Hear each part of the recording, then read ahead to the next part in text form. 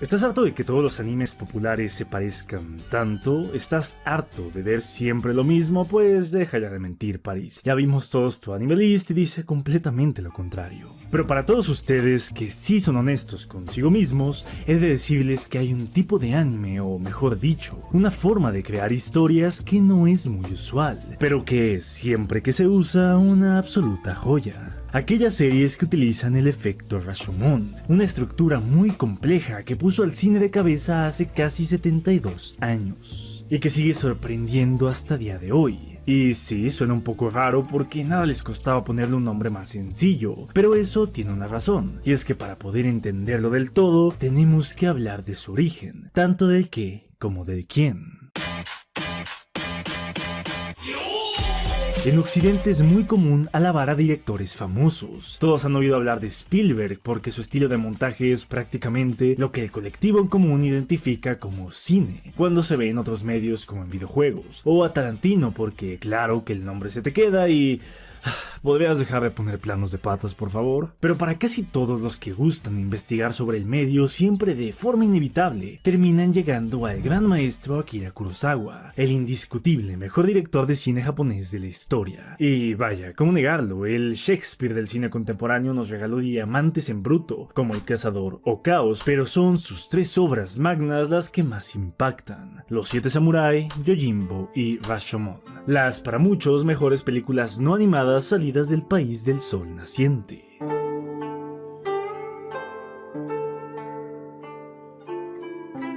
Y a pesar de que la primera sea muy conocida a tal punto de tener 1000 millones de adaptaciones y homenajes en Occidente, dentro del gremio la última que te dije siempre ha sido la más reconocida a nivel internacional, porque revolucionó la forma en la que solíamos ver el guión de cine, demoliendo ideas bastante arraigadas. El filme nos transporta al siglo XII, pleno periodo Kamakura en Japón, donde en las semidestruidas puertas de Kioto, llamadas Rashomon, un monje y un leñador le cuentan a un peregrino el caso del asesinato de un samurái, contado a través de tres testigos directos: el bandido, presunto asesino, la viuda del asesinado y el propio muerto a través de un medium. Ya sabes, todo muy tradicional. Pero lo interesante del relato no es la premisa, sino que es el cómo cada testimonio deforma o clarifica la realidad del acontecimiento a conveniencia, y la forma en la que vemos a los personajes. Déjame desarrollar esto. En el relato de la mujer, ella queda como una mártir y el bandido queda como el máximo villano, al ser por lo visto un ataque casi sin razón. En la del bandido, por otra parte, se describe a sí mismo como un héroe liberador, salvando a la mujer de un matrimonio no correspondido, haciendo que la responsabilidad intelectual del crimen recaiga realmente en la mujer. Y finalmente, la historia de la víctima nos presenta el hecho como una traición total por parte de su ex esposa, y a su manera le da redención al máximo sospechoso, haciendo que creamos finalizado el caso, pero dando un último gran recurso con el increíble giro final, mostrando que el propio leñador, personaje que nos estaba contando todo, ocultó un importante detalle para limpiarse las manos de la situación, revelándose en el clímax como llave para poder resolver por fin el misterio, pero eso sí, siendo una tarea que deja el autor para el propio espectador. Like that's ever gonna happen.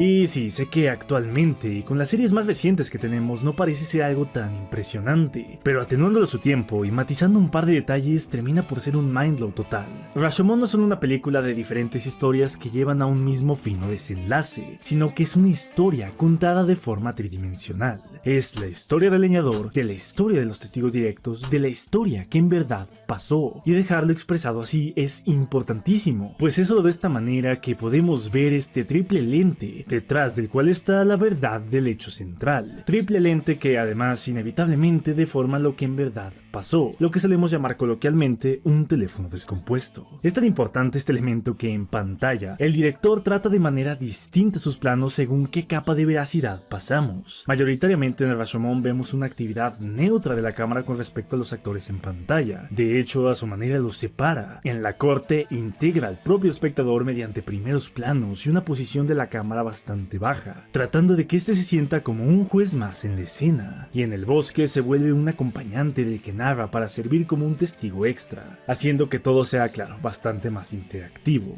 Este juego de cámaras es, en resumen, lo que rompe la idea de una verdad única y lo que instala la que a partir de ahora llamaremos múltiples perspectivas. A eso le suma la disruptiva de poder empezar prácticamente por el desenlace, dilema en el cine durante casi toda su existencia, y entendemos las razones por la cual es tan alabada la película. Stanley Kubrick y Alfred Hitchcock en persona elogiaron este guión, y el propio Tarantino se inspiró en su estructura para Reservoir Dogs. Sin embargo, aquí hay algo muy curioso. Vaya, el elefante en el cuarto. Rashomon no inventó la rueda. Analizando un poco y pidiendo request a mis amigos, es fácil ver que no es el primero como tal en hacer todo esto. Digo, la Odisea de Homero no empezaba por el inicio precisamente, y Crónica de una muerte anunciada también juega un poco con esto. Por no decir que el mismo año del estreno internacional del filme nipón, Juan Rulfo, cuentista mexicano, ya llevaba mucho escrito de su libro Pedro Páramo, donde se hace uso de esta misma estructura de principio a fin. Pero la pregunta verdadera aquí es, ¿por qué resonó tanto? ¿Por qué no se le llama efecto Pedro Páramo o efecto de cualquier otra cosa más sencilla? Pues mira, la respuesta purista. Se creía que no puedes engañar a la cámara. A diferencia de un libro donde el narrador puede omitirle pequeñísimos detalles al lector o confundirlo con pruebas lógicas ambiguas, en una película, entre comillas, estás viendo lo que está pasando.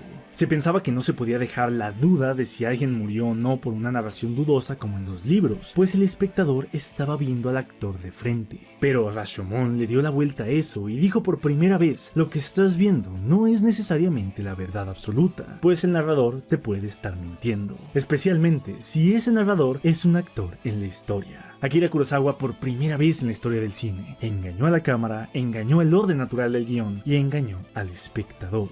Por lo que, contestando de nuevo la pregunta, pero desde la respuesta más comercial, Rashomon dio algo que los americanos nunca creyeron que sería posible. Creó el efecto Rashomon. Sé que aquí te estás preguntando por qué no solo expliqué lo que es el efecto y ya, pues bien, por una razón importante. Si tú buscas el efecto en Google, todas las definiciones son las tomadas por los sociólogos o, en su defecto, epistemólogos, lo cual, a ver, no está mal. Ellos hablan de la realidad a través de perspectivas, para ellos el tema de guión da muy igual, pero si lo analizamos bajo una postura narrativa, no podemos ignorarlo. De hecho, aunque no lo parece, es fundamental para que funcione como lo hace. Por lo que, para reforzar esto y romper el misconception, me gustaría que ejemplifiquemos cada elemento de Rashomon con diferentes obras, haciéndolo, como no, con anime.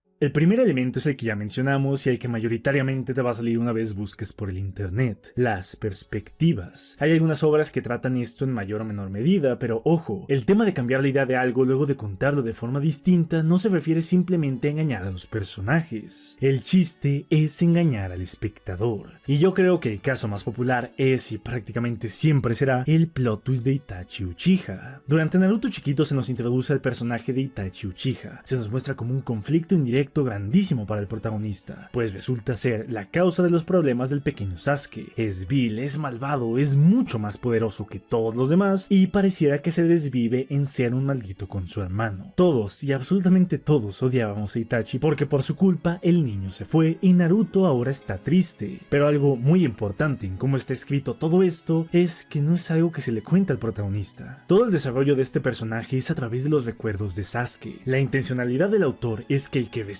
esta idea junto con el pequeño Uchiha sea el propio espectador, para que de esta forma se genere la idea de diferentes perspectivas cuando se nos cuenta la verdad detrás de todo, y no solo vemos como una víctima de las circunstancias al hermano mayor, sino que podemos entender que Konoha no es un lugar tan bonito, desdeidificando a algunos y enalteciendo a otros. Sí, un gran recurso por parte de Kishimoto, pero no podemos negar que es bastante puntual. Digo, es muy poco considerando la duración de la obra. Hay otras que lo llevan mucho más presente, por ejemplo Fate. Fate tiene bastantes historias, pero las tres de la línea principal traen lo que volvió tan grande a la visual novel en su momento: hacer que nuestra brújula política dé vueltas como loca ante las diferentes perspectivas y enfoques con las que se ataca cada una. En esta serie los acontecimientos se suelen repetir varias veces entre las líneas del tiempo, pero el verlo desde otro lente hace que estemos constantemente cambiando nuestra visión sobre ciertos personajes. El caso de Saber durante toda la saga es el más popular, pero todo el concepto de Unlimited United Ladeworks se enaltece gracias a esto.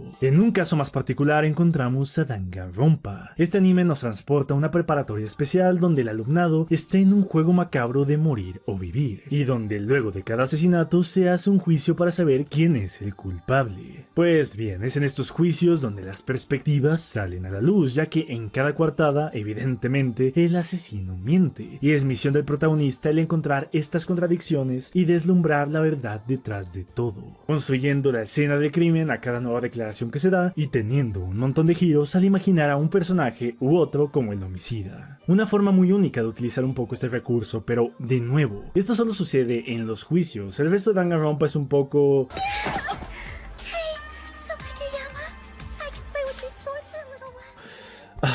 Las dos obras que yo he visto que emplean mejor este concepto son Durarara y Bacano, del mismo autor, pero hablaré solo de la segunda porque es más corta. En Bacano toda la historia se nos cuenta ejecutando el efecto de las perspectivas. En tan solo 3 episodios se nos narran 3 diferentes historias en 3 años distintos, y con personajes únicos, que poco a poco van desvelando un acontecimiento mayor que nos invita a que cambiemos nuestro parecer al respecto de ciertas cosas mediante avance del argumento, o terminemos confirmando otras, consiguiendo un efecto bastante bueno. Estas son las series que más me mencionaron algunos cuando les pregunté al respecto del efecto, pero como digo, solo es un elemento, que de hecho está a medias. Luego explico esto, pero antes hay que hablar del in media res. El in media res es un recurso mucho más común en las historias modernas que el cambiar de perspectivas, y es uno fundamental en Rashomon. Consiste en que la historia no comienza realmente por el principio, sino que el autor decide narrarla desde más o menos la mitad. Es importante no confundirlos con los flashbacks ni con los flash forward. Estos son, como su nombre indica, pequeños adelantos o acontecimientos anteriores en la historia a manera de escenas cortas, lo cual en pantalla se suele sentir solo como eso, un pequeño muestreo de lo que pasó o pasará, sin desarrollar nada. Volviendo a Naruto, el inicio de Shippuden, ese adelanto de Naruto y Sasuke abrazados en la guarida de Orochimaru no cuenta como in media res, pero sí como flash forward, porque no se desarrolla nada de la historia a partir de ahí, sino que solo sirve para generar hype. Entonces, ejemplos que sí cumplen con lo que buscamos son varios. Berserk probablemente siendo el más destacable. Se empieza con el arco del Caballero Negro, una etapa oscura en la vida de Guts, y una que constantemente nos grita que es una persona mala, resentida y sobre todo, rota. Miura estaba poniendo las piezas en el tablero para que luego, al mostrarnos la Edad Dorada, cada movimiento se sintiese lógico y triste ante lo que ya conocíamos después, aunque quisiéramos ignorarlo. Por otro lado, Madoka Mágica también lo hace a su manera, mostrando una pelea justo en los primeros minutos de la serie, que a pesar de que luego exista un plot twist que rompa el sentido del in media res, no deja de enaltecer el llegaremos a este punto en la historia luego, el cual es importante y tiene que ver con un enigma mayor no solo para Hype. Es decir, por alguna razón esta chica actúa de esta forma,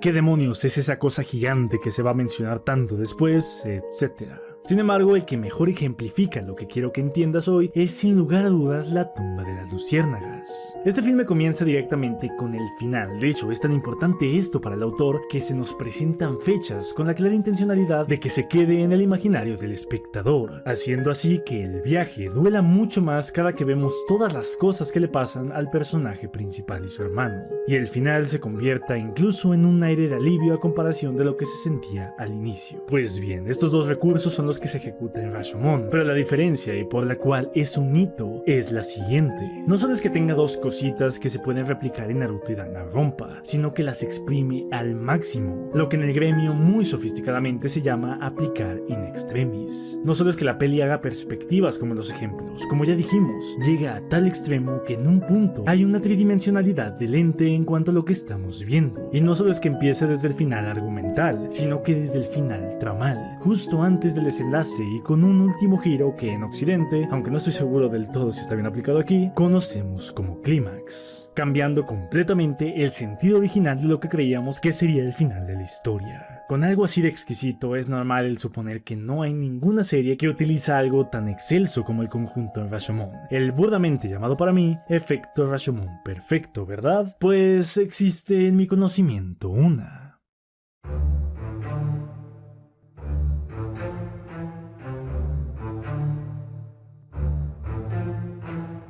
Como no podía ser de otra forma, Monogatari Series lo hizo. Al ser una serie de novelas que exploran constantemente la forma en que se puede contar una historia, era de suponer que tocaría esto en algún punto. Pero también he de decir que hasta yo me siento sorprendido con qué tan bien está ejecutado. El efecto perfecto está en Owari Monogatari, más específicamente en Sodachi Riddle y Sodachi Lost, dos arcos estrechamente relacionados por la misma idea, el odio de Sodachi Araragi. Antes de estos dos, eso sí, existe Aogi Fórmula, cuyo final sirve como perfecto prólogo, pero tiene su trama independiente y podríamos decir que su propósito propio también, por lo que solo hablemos de los dos siguientes.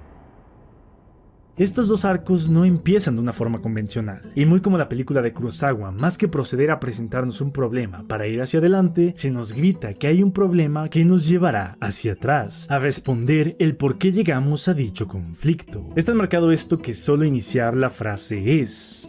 おいくら育ちが荒らぎ小弓を嫌うとき、荒らぎ小弓がおいくら育ちを嫌いになれないことを証明せよ。 llevándonos de esta forma a una narración e investigación al pasado para cumplir dicho cometido. Lo lindo entonces de que sean dos arcos es que en uno se explora todo desde la perspectiva de Araragi, su primer contacto con la chica, su visión de ella y sobre todo, cómo él vivió las interacciones, llegando a haber momentos en los que el propio espectador sabe que Araragi no está llegando a la verdad necesariamente, que en muchas partes está equivocado y que existen 1000 huecos aún. Mientras que en el segundo arco se nos cuenta todo pero desde la posición de Sodachi, la cual revela la verdad, a la vez que solapa partes de la de Araragi. Notamos la intención de Nishio Ishin de gritarnos que lo que vimos no es del todo correcto y que el espectador debe juzgar los juicios del protagonista, a contraposición de los de la chica, gracias a un primer chiste en Sodachi Lost, donde el propio autor nos pregunta ¿qué tan estúpido puede llegar a ser Araragi Koyomi? Este reto por parte del autor de comparar declaraciones hace que en la parte más tensa del diálogo que va a revelar todo y gracias al tipo de narración de Monogatari estemos viendo la historia de Araragi, de la historia de Sodachi, de la historia que en verdad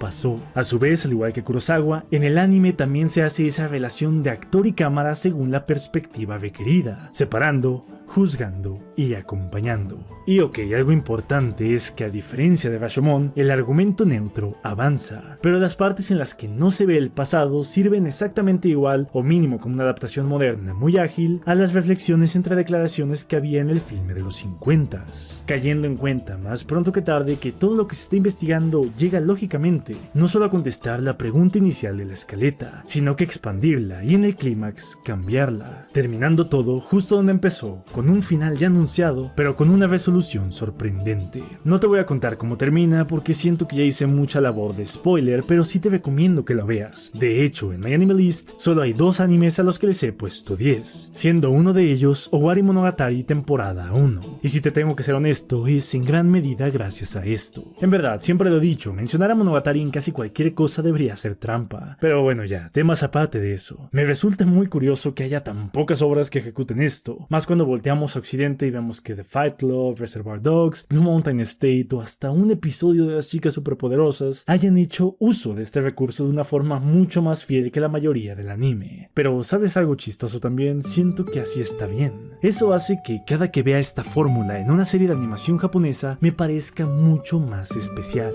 Estoy harto de que los animes aparezcan y de ver siempre lo mismo, pero viendo que tan solo en lo más popular encontré una decena de series con estos recursos chulos, tengo fe de encontrar muchos más buscando un poco. Por lo que es tu momento de comentar. ¿Conoces algún otro anime que haga uso del efecto Rashomon? Los estoy leyendo.